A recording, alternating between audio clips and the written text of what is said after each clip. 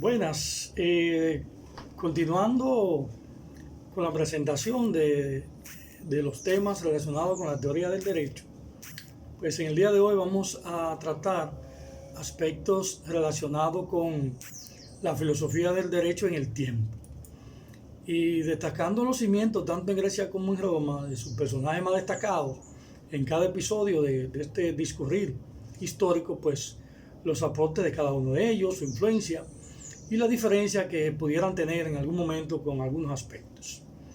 Asimismo, vamos a tratar la época post-aristotélica y contemporánea con aportes de destacados pensadores, de los que están Santo Tomás de Aquino, Francisco de Vitoria, Augusto Comte, Rousseau, Kant, Marx y otros no menos influyentes. La filosofía del derecho en el tiempo, pues todos sabemos que el derecho es un área, la filosofía del derecho es un área especializada de la filosofía, que estudia los fundamentos morales y espirituales del derecho, analizando la relación entre el Estado y el ciudadano, pues la legitimidad de las penas y las relaciones entre ser y deber ser también están contempladas en este estudio. Es bueno saber que no es hasta el siglo XVIII que el término de filosofía del derecho pues se acuñó. Y es en Grecia donde comienza a desarrollarse pues, de manera formal la historia de la filosofía del derecho, con maestros del área como Platón, que consideraba que el derecho y la justicia encuentran su fundamento en la idea universal y eterna del bien. Asimismo, Aristóteles concebía la justicia en parte como virtud social y en parte como derecho emanado de la naturaleza. Ya para el siglo V o V antes de Cristo, pues los sofistas pusieron en discusión el origen divino del derecho. Surgió así la pregunta sobre si la justicia y las leyes se fundaban en la naturaleza o eran el producto de una convención establecida por el hombre. En cambio, la filosofía romana es solo un producto, se puede decir, pobre cuando se compara con la de los griegos, pues Roma dependió en gran parte de Grecia respecto a las ideas filosóficas, lo mismo que lo que tiene que ver con el arte y también con la literatura. Se destacan, según Rocío, pues Sócrates, Platón y Aristóteles, los cuales en la actualidad son considerados como padres de la filosofía occidental, ya que muchas de sus ideas pues han tenido una gran influencia sobre el pensamiento occidental y han sido el punto de partida de corrientes filosóficas que se han desarrollado a lo largo de la historia. Primero de todo, pues fue Sócrates, le siguió Platón y luego Aristóteles. Entre ellos, a pesar de que entre ellos son discípulos, pues algunos de sus preceptos filosóficos encontramos algunas diferencias, como el concepto sobre el mundo, sobre la ética, sobre la política o la religión. Y ya por ahí entre el siglo V y el siglo IV antes de Cristo, pues se sitúa el siglo de oro de la filosofía griega. Es el periodo ateniense y a él pertenece Sócrates, Platón y Aristóteles. La característica fundamental de este periodo es que el hombre reflexiona sobre sí mismo y abandona por el momento el estudio del mundo exterior. Y cabe indicar que tenemos una etapa donde aparecen los primeros filósofos griegos, que es que se llama la etapa presocrática, o sea, antes de Sócrates. Entonces, ya a partir de 723, 453 a.C., pues se encuentra la época arcaica de Grecia, donde todavía no existía la idea de estados o ciudades, y la monarquía era la principal forma de gobierno en la mayor parte del territorio. Ahora, los filósofos de esta época estaban enfocados en estudiar de dónde provenía el mundo.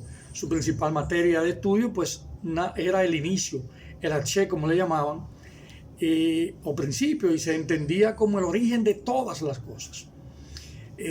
Artífice como Tales de Mileto, pues concluyó que el agua era el inicio y que a partir de ella pues había surgido el mundo que lo rodeaba. Anaximandro de Mileto, pues discípulo de Tales, y Anaximandro concibió al universo como la unión del caos y el espacio. por lo que el aperón, es decir, lo indefinido, pues es el origen de todo. Heráclito de Éfeso, en otro caso, pues concibió al mundo como una sucesión de opuestos, por ejemplo, bien y el mal, lo justo y lo injusto, arriba y abajo, etc. Por lo tanto, todo se encuentra en constante movimiento y es posible que algo pues se repita. Pitágoras creía que los números eran quienes le daban orden y forma al mundo. Fundó la escuela pitagórica, que además de estudiar las matemáticas, predicaba la transmigración de almas, es decir, intercambio de almas entre todos los seres. Y la abstinencia como un modo de vida pues se practicaba en ese tiempo. Ahora, aparece en este transcurrir pues los sofistas, que eran un grupo de educadores que trabajaban de ciudad en ciudad, educando a hijos de miembros prominentes de su comunidad. Su trabajo estaba orientado al convencimiento a través de la discusión. Entre los más famosos pues se encuentran Protágoras. Su principal tesis se basa en que el hombre es la medida de todas las cosas. Tenemos a Gorgias también, o Gorgias, como también le dicen, pues sostuvo que las sensaciones son la manera de conocer al mundo y que nada existe fuera de ellas. Y como tal, pues todo ese proceso histórico que se cumple con los presocráticos, con Sócrates, Platón, Aristóteles, pues llega el fin de la filosofía griega, esa etapa, esa época de ella. Con la expansión del Imperio Romano y la desaparición de las polis griegas, las escuelas de Platón y Aristóteles pues perdieron fuerza y se consolidaron nuevas corrientes filosóficas que funcionaron las ideas sobre el ser y la razón de los griegos con la moral y la ética de los romanos. Pues aquí entonces aparece el cristianismo, que el encuentro del cristianismo con la filosofía griega pues fue un acontecimiento de enorme trascendencia para nuestra cultura. Suele decirse que nuestra cultura se asienta y crece a partir de dos raíces, que es la griega y la judeocristiana. El cristianismo es una de las religiones más extendidas, pues nació dentro de las fronteras del Imperio Romano y absorbió los elementos de toda una serie de religiones orientales como el mitraísmo, el judaísmo, entre otras, así como la doctrina de los epígonos de la antigua filosofía idealista, entiéndase los neoplatónicos, los gnósticos, estoicos, entre otros. De ahí que la filosofía griega pues había puesto a Dios en relación con el cosmos, con el universo, bien como inteligencia ordenadora, como planteaba Anaxágoras y Platón, bien como motor y fin, como planteaba Aristóteles, o bien como razón cósmica, como los estoicos. Pero el cristianismo coloca a Dios en relación con la historia en un doble sentido. En el primer lugar, pues, en cuanto que Dios es providente y se ocupa directamente de los asuntos humanos y de la marcha de la historia. Y en segundo lugar, pues, en cuanto que Dios no solo se ocupa de la historia humana, sino que ha entrado en ella y Dios se ha hecho hombre en un lugar y en un momento precisos. Este hecho histórico pues constituye el centro de la historia. Desde la creación del mundo hasta el juicio final, adquiere significación y sentido a la luz de este hecho. Pues la noticia de que Dios se había hecho hombre y había muerto crucificado por los romanos, pues nunca fue ni podía ser asimilada por la filosofía griega, que la criticó insistentemente como absurda y ridícula. Y nos acompaña entonces lo que es la escolástica en este ambiente. Y en general, pues la escolástica se denomina filosofía escolástica pues a ese conjunto de especulaciones teológicas filosóficas que se llevan a cabo en las escuelas y universidades cristianas medievales, desde el siglo IX al siglo XIV, momento en que entran en crisis. Entonces, en el desarrollo de la importancia fundamental del florecimiento político y cultural del Renacimiento, dicho sea de paso, entendiéndose el Renacimiento como ese fenómeno cultural que en el inicio de la Edad Moderna retoma los principios de la cultura de la antigüedad clásica, actualizándola a través del humanismo, sin renunciar a la tradición cristiana, pero sustituyendo la visión religiosa, dicho sea de paso, del mundo medieval por una afirmación de los valores. El Renacimiento se caracteriza también por un renacer de la cultura clásica, cultura greco-latina. Se difunde desde Italia hasta el resto de Europa durante los siglos XV y XVI. Y aparecen los exponentes máximos de todo este movimiento, entre los que está Santo Tomás de Aquino, que es considerado como la figura cumbre del pensamiento escolástico y el mayor de los filósofos y teólogos cristianos. Pues este nace en el 1225 y estudió en la Universidad de Nápoles y continuó sus estudios en París y Colonia, pues en donde se hará discípulo entonces de Alberto Magno. Es un seguidor de Aristóteles, tanto en la metafísica como en la teoría del conocimiento. Y esa escuela española, que hay que hablar de la escuela española, que también llamada la Segunda Escolástica Española, pues con el título de Segunda Escolástica Española se conoce el movimiento intelectual que se dio en las universidades de Salamanca y Coimbra desde el siglo XVI hasta el siglo XVII. La primera de estas universidades estaba encargada a los dominicos, mientras que la segunda a la Compañía de Jesús. Se destaca aquí pues Francisco Vitoria, que es considerado el fundador de la Segunda Escolástica Española. Fue profesor de teología y de teología moral en la Universidad de Salamanca, y junto con Erasmo de Rotterdam pues es iniciador del humanismo cristiano.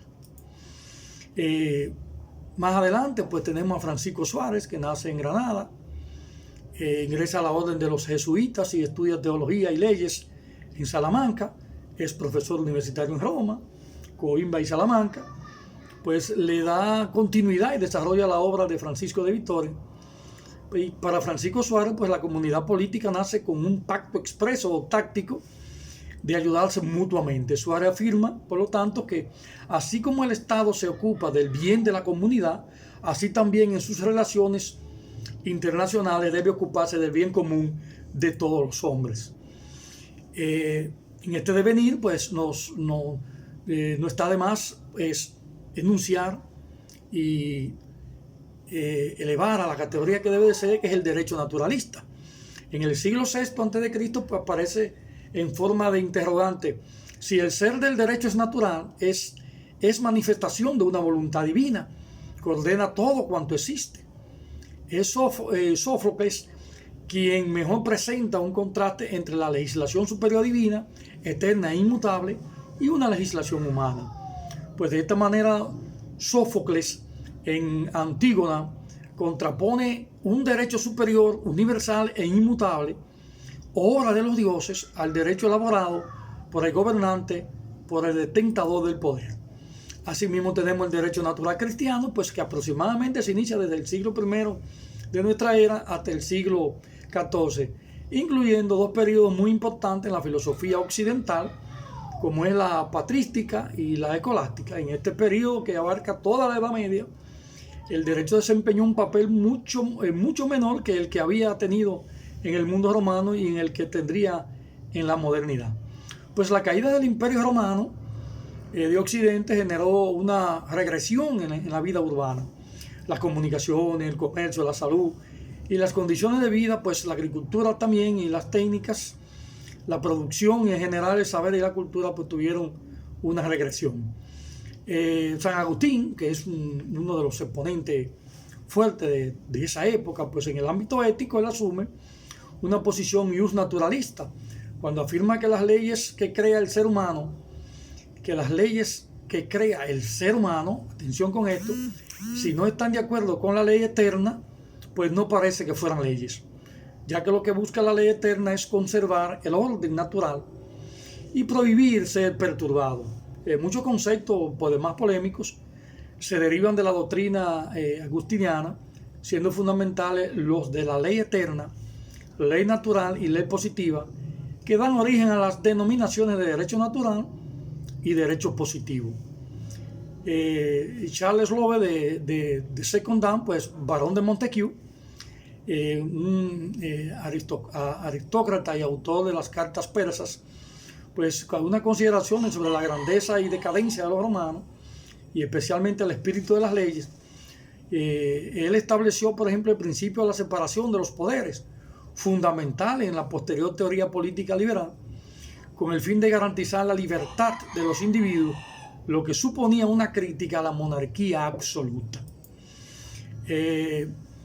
Asimismo, tenemos que tratar los aspectos de Juan Jacobo Rousseau, pues defendió el libre desenvolvimiento de la personalidad frente a los excesos del racionalismo.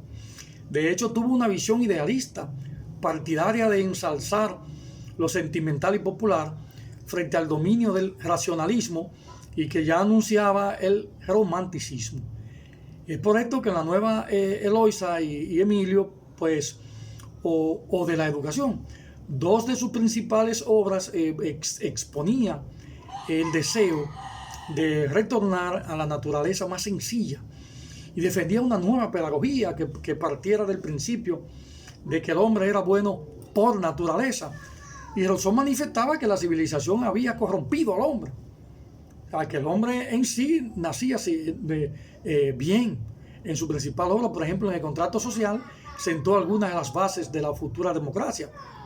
El ser humano era bueno por naturaleza, planteaba Rousseau, pero la sociedad, definida por la propiedad y la competencia, lo corrompía y lo convertía en insolidario. Para evitarlo, proponía la firma de un contrato social entre los individuos con el fin de establecer una ley una ley de obligado cumplimiento para todos, además de educar al ciudadano para que desarrollara sus buenos sentimientos.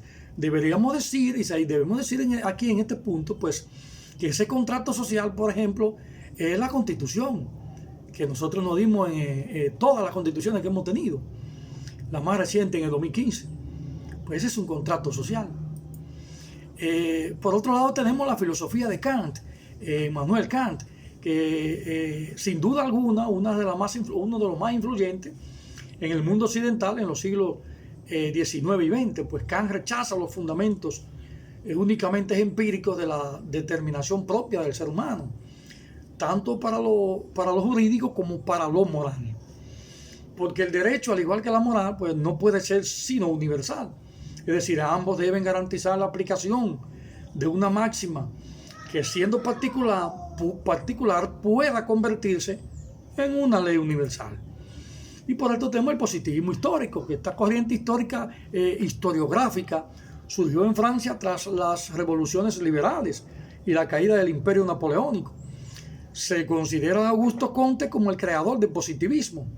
La idea clave del positivismo, pues, comtiano, es la ley de los tres estados evolutivos del ser humano, a saber, 1, el estado teológico, 2, el estado metafísico, y 3, el estado positivo de la humanidad. Por otro lado, tenemos el materialismo histórico, que es la doctrina del marxismo-leninismo sobre las leyes que rigen la evolución de la sociedad humana. El materialismo histórico, pues, es la aplicación consecuente de los principios del materialismo dialéctico al estudio de los fenómenos sociales.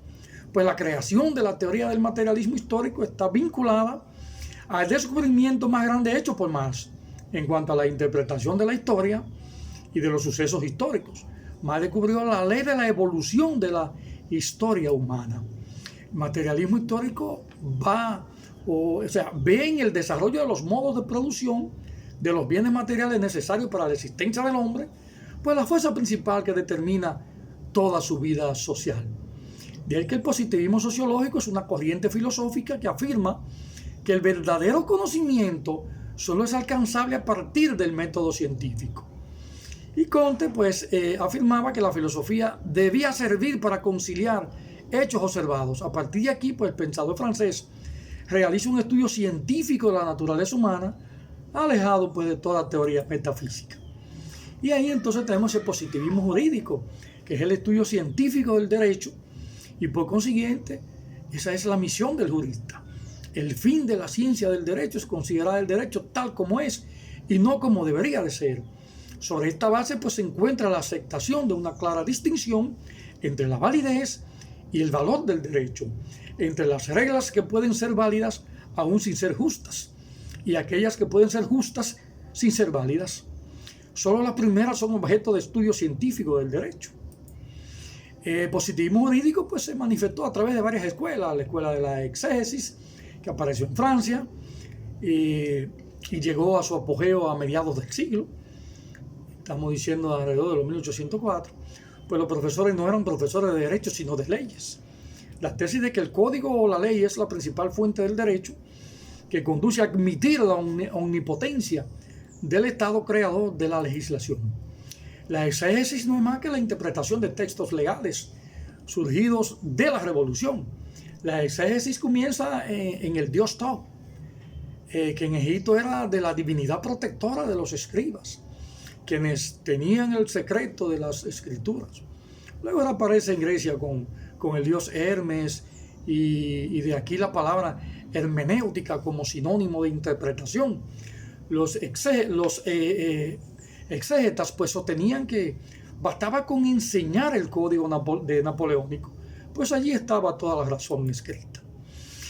A partir entonces de toda esta conjunción que se presenta en la filosofía del derecho en el tiempo, pues debemos concluir diciendo lo siguiente: pues la vida de los grecos romanos, pues hasta la llegada de Alejandro Magno, era de brillantes filosóficas. Grandes pensadores filosóficos, jurídicos, como Sócrates, Platón, Aristóteles, así como más adelante ingresan a la palestra filosófica cristiana y no cristiano, para darle una connotación diferente pues a esta época post-aristotélica. Santo Tomás de Aquino, Kant, Marx, entre otros que se destacaron, los cuales hicieron aportes significativos a la filosofía del derecho. La expansión de sus ideas y aportes abarca a nuestros días, influyendo a todos o en todos los aspectos de la vida política, económica, religiosa y social. Y asimismo, pues el profesional del derecho está abocado a conocer, implementar los conocimientos aportados por estos eruditos de la antigüedad, que plasmaron con esfuerzo su impronta a la historia de la profesión, que más aporta, si no la más, a la seguridad, tranquilidad, y contribuye con el bienestar de una nación como la nuestra. A diario nuestros jurisconsultos, en su quehacer profesional, en su mayoría profesan y hacen historia a través de la jurisprudencia que engrandecen la profesión del derecho. Pues de esta manera damos respuesta a algunas cuestionantes planteadas en virtud del discurrir del tiempo, tomando en consideración los aportes de los máximos exponentes. Pues, por ejemplo, cuáles han sido los principales exponentes de la teoría y la filosofía del derecho, y que se han fundado y en qué se han fundado sus tesis. Y también creo que le estamos dando respuesta pues a cómo puede el profesional de derecho hacer uso de la tesis de los teóricos y filósofos del derecho en la actualidad. Y con esta conclusión, a manera como tal, de síntesis, esta síntesis a manera de conclusión, pues acabamos de abordar todo el tema que está relacionado con la filosofía del derecho en el discurrir del tiempo. Muchas gracias.